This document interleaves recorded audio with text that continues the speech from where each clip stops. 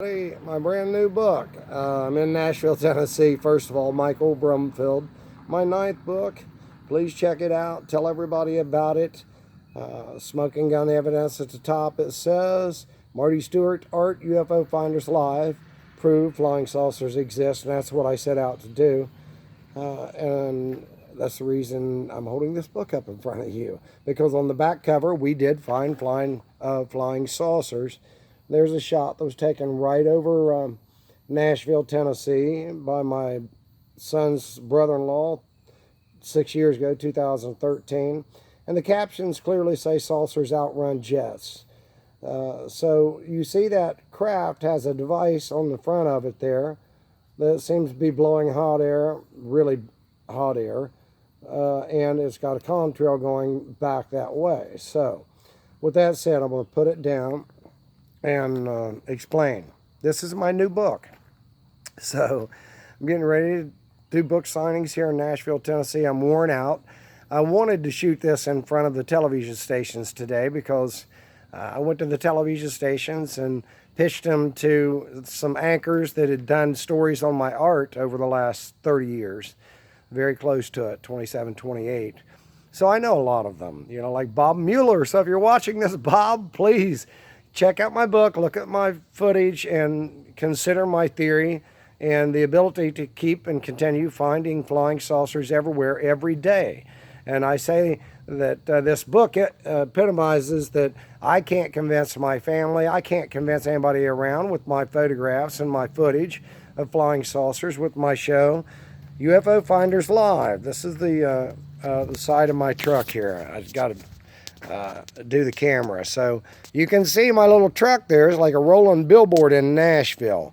Believe me, it gets the attention. And I have a saying on there: we don't hunt them, we find them, and you can too. UFO Finders Live. So what I'm telling everybody is that I've found flying saucers. I even put Marty Stewart on the cover of my new book and mentioned him because I have a flying saucer that looks just like a picture of one he has. In 1982, believe it or not, we were both signing a Barnes & Noble in Nashville in 2003, 2004. I was on my third book and second book. And lo and behold, Marty was selling a book that I got while I wasn't busy signing all my books because I wasn't famous. Not too many people bought the alien thing, or my theory that these people in the sky could be what we call aliens, people with a lot more evidence of advanced technology and science and knowledge than we have, these UFOs. Like this back cover saying, saucers outruns jets. Now we can try to run from that headline, but that's stripped out of the Washington Post in 1952. We can try to run from all this evidence of not only our country, but every country on Earth experiencing UFO phenomenon, the Foo Fighters. It goes way back. And then before that, recorded history, we have primitive man making cave drawings of flying saucers that look just like they do today. Now, that gives me a lot of scientific evidence about their level of scientific knowledge. Like this flying saucer right here that my pinky is pointing toward, and this is the end with the contrail where my pinky is. The other end shows clearly a box in front of that craft blowing out an extremely hot flame, and that does explain the fire-breathing dragon that took the gods around in the east, and literally the fire chariots of the west and their religions. And then it also explains that they're physical, real craft, and that these stories of the fiery chariots just need literally connected to the physical evidence of what caveman was showing us.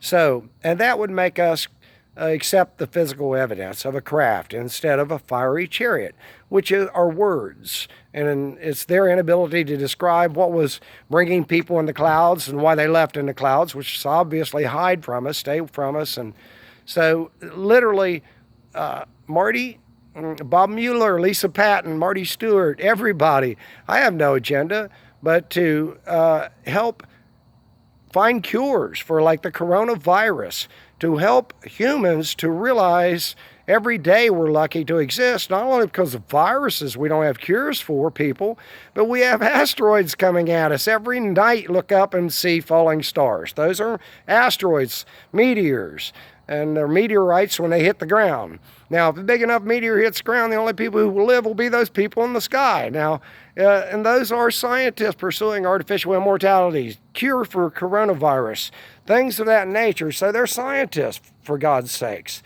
So Marty, Bob Mueller, Terry Bolger, I know I'm wearing you out. If you're watching this, please realize that I have one agenda, and that's I'm going to continue to find flying saucers till the world can't ignore that reality and the evidence. When we're seeing them everywhere all the time, every day, we're going to have to accept the reality we have an intelligent physical species of a human intelligence or an intelligent people that are watching us, monitoring us like we're being quarantined. And isn't that weird that the very cure for the coronavirus is quarantining it? So maybe we're something that you just can't be controlled, and that's what I theorize. This exists now, so it's a reality, physical reality, and it could be everywhere, like Albert Einstein says. He figures the universe is doing the same thing everywhere it goes under the exact same conditions. So, with that said, please, Marty, Bob Mueller, Lisa Patton, Terry Bolger, Rory, Vicky, all of you at the television stations, you know I'm an artist, and I say that primitive man was saying and making art of what he saw, and he was saying things in the sky that look just like my flying saucers today. So I've studied physics, and I encourage everybody to study physics and see that the atom symbol that's everywhere looks just like the Jewish Star of David and is representative of the Jewish people.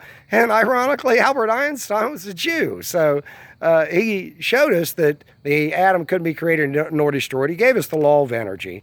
And for God's sakes, it's time that we stop asking, does this universe have a beginning and ending, and realize that only life does. Yes, life does. We can be taken out by meteors. If we don't get off this planet, if we don't see the evidence in all these religious stories that that's exactly what was happening with them. They lived up in the sky. Primitive man started revering meteors. Then he was making art of DNA, and he was literally head molding, to look like these gods. So these people up in the sky, head molding is universal. We had ancient trepanation of skulls on every continent, as if these people were advanced enough to do brain surgery, and absolutely they would be. If they're in the sky, conquering, living in space, they are more advanced than us in brain surgery. So bottom line, please check out my books. I'm giving all my money to help save our children and all life from the most destructive virus on earth, and that is scientific ignorance and scientific apathy and accepting the scientific evidence. Scientific evidence, people, points us to, yes, we can prove flying saucers exist. Marty has a picture in 1982 of Johnny Cash looking like one, and I put him on the headlines there. And I tried to get Marty to talk to me about it because I filmed one, 2006. Then I filmed, and it got on Fox News, and it made my first book fairly successful. Well, I was on my third book. First thing that made my first book fairly successful was I started seeing this theme that ancient aliens jumped on, which was a theme that religion is a universal story of people in the sky. And that's exactly where our astronauts are today on the space station. If a meteor hit us, they would be the only ones to survive. So now, all the answers I say to our mystery are in those stories.